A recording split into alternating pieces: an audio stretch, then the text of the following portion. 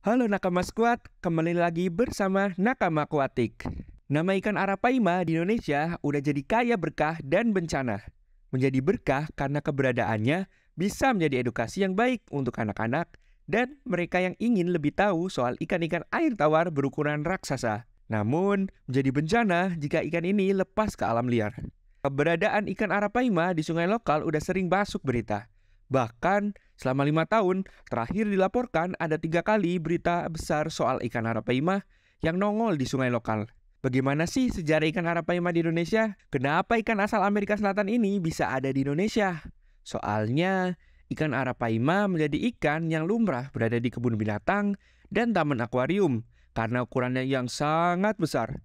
Apakah masuknya ikan arapaima ke Indonesia buat jadi pajangan di kebun binatang adalah awal dari penyebaran ikan ini di sungai lokal? Adakah sebuah konspirasi di belakangnya? Nah, mari kita kulik problematika ini secara dengan lebih mendalam dan setajam... salah cara itu. Nonton videonya sampai habis ya. Sejarah ikan arapaima di Indonesia. Sejak tahun 90-an, ikan arapaima udah masuk ke Indonesia sebagai jenis hewan yang dipajang di kebun binatang. Pada masa kecil dulu, aku sering datang ke kebun binatang Surabaya dan ngerasa takjub banget pas ngeliat ada seekor ikan berukuran 3 kali ukuran badanku berenang di dalam kolam ikan dengan air yang gelap. Pemandangan ini cukup membekas ke dalam ingatanku karena selain kagum, aku juga lumayan ngeri kalau sampai nyebur ke kolam tersebut. Di kepalaku, aku mikir kalau ikan ini bisa aja jadiin aku sebagai menu makan siangnya. Dengan keterbatasan informasi dan belum adanya internet, keberadaan ikan raksasa di kebun binatang udah pasti jadi daya tarik utama bagi tempat wisata edukasi tersebut.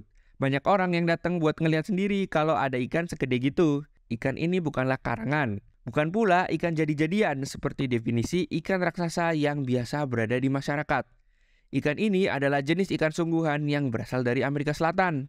Karena bukan berasal dari Indonesia, arapaima emang datangin ke sini untuk keperluan edukasi, bukan buat dijadiin ikan peliharaan. Pada masa itu, belum ada peraturan menteri atau Permen Kelautan dan Perikanan nomor 41 tahun 2014 yang menjadi dasar aturan pelarangan beredarnya ikan ini di pasar lokal sebagai ikan hias. Jadi, pada saat itu ikan arapaima masih bisa dijual belikan.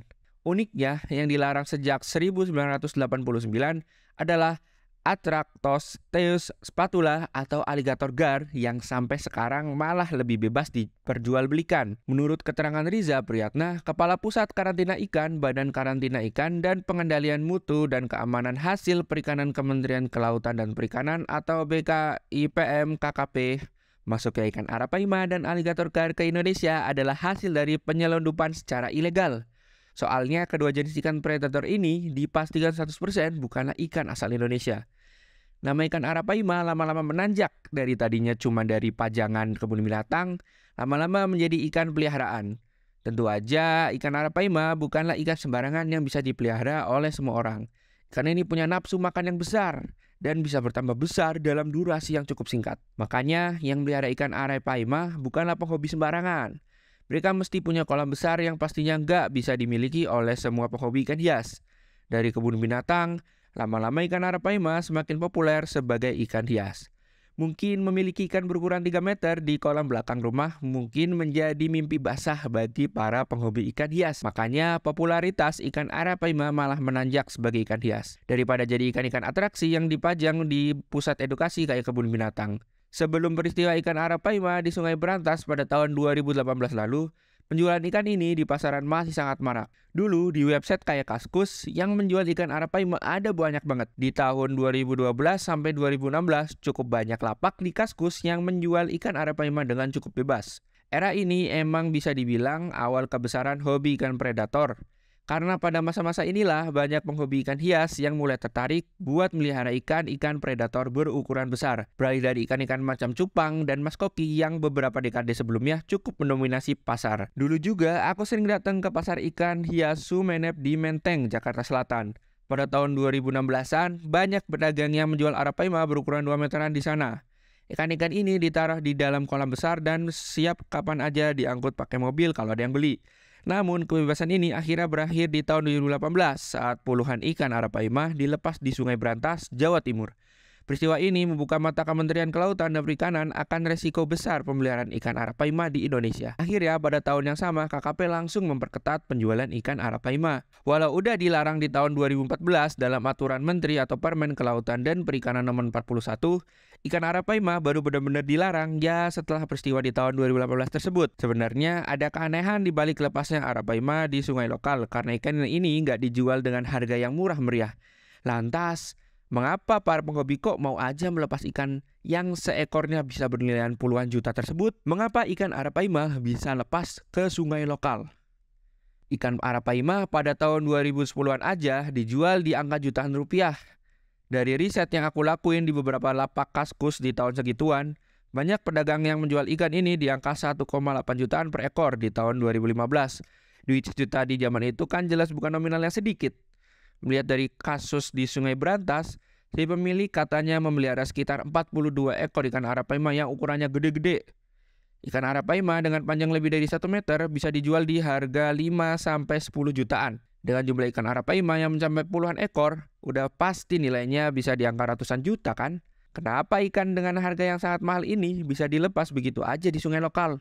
Emangnya nggak rugi? Setelah aku kulik lebih dalam, ternyata permasalahan utama dari pelepasan ikan arapaima di Sungai Brantas adalah si pemilik merasa ikan ini merupakan sebuah investasi bodong. Dilansir dari sebuah artikel wartakota.com, motif pelepasan ikan ini ya karena si pemilik udah nggak sanggup lagi melihara ikan arapaima sebanyak itu. Si pemilik ini katanya membeli ikan-ikan arapaima buat dijual lagi. Karena harga ikan arapaima emang semakin mahal seiring dengan bertambah besarnya ukuran tubuh si ikan. Beli ikan kecil seharga 1,2 juta dan dijual di angka 10 juta menjadi iming-iming besar yang mungkin dipikir si pemilik ikan arapaima tersebut. Tapi kenyataannya gak seindah itu. Justru semakin besar ikan arapaima semakin kecil pasarnya karena ikan ini gak akan bisa dipelihara oleh penghobi yang biasa. Yang beli harus punya kolam berukuran besar. Dengan begitu, market ikan buat arapaima berukuran besar menjadi semakin sempit. Sementara itu, perawatan ikan dari segi pemberian makan harus selalu dilakukan setiap harinya. Biaya perawatan ikan yang membengkak dan sedikitnya ikan yang terjual membuat si pemilik menjadi frustasi. Investasi awal yang dikira banyak mendatangkan cuan malah berakhir dengan beban materi yang besar. Karena frustasi, si pemilik ikan arapaima malah nekat melepas ikannya ke Sungai Brantas. Yang jelas, dengan merilis ikan ini ke alam, si pemilik tersebut harus menanggung kerugian besar dan juga ancaman hukuman pidana. Tapi nggak semua kasus penemuan ikan arapaima di alam didasari oleh kesengajaan seperti ini. Di Garut pada tahun 2022, penemuan ikan arapaima murni karena ikan-ikan ini terbawa banjir besar yang melanda kota tersebut. Si pemilik ikan yang katanya memelihara ikan arapaima tersebut di dalam kolam di sebuah pabrik nggak menghendaki ikannya lepas. Tapi karena banjir ya terpaksa dia merelakan ikan-ikan peliharaannya tersebut mati karena terjebak di perumahan warga. Yang jelas, lepasnya ikan arapaima di sungai lokal selalu menyebabkan kerugian besar bagi si pemilik. Karena ikan ini harganya nggak murah. Beda kayak misalkan kamu ngelepas ikan nila atau ikan mas yang harganya cuma 10 ribuan. Ikan arapaima nggak kayak gitu karena harga ikan ini kisaran jutaan rupiah. Walau resikonya sama-sama besar, sebenarnya emang lebih bahaya penyebaran ikan mas sih. Karena si pemilik pasti nggak akan mengalami beban materi setelah melepasnya. Soalnya ikannya murah. Kalau ikan arapaima yang lepas, si pemilik udah pasti rugi jutaan rupiah. Lalu bagaimana solusinya? Apakah ikan arapaima memang murni dilarang aja? Sementara itu, sebenarnya pasar ikan ini cukup besar untuk para kolektor yang mungkin bisa menggerakkan ekonomi lokal dengan dibudidayakan. Apakah ikan arapaima memang harus dilarang? Sebagai sebuah kebijakan, keputusan untuk melarang atau memperbolehkan suatu hal selalu melibatkan berbagai faktor yang harus dipertimbangkan dengan matang.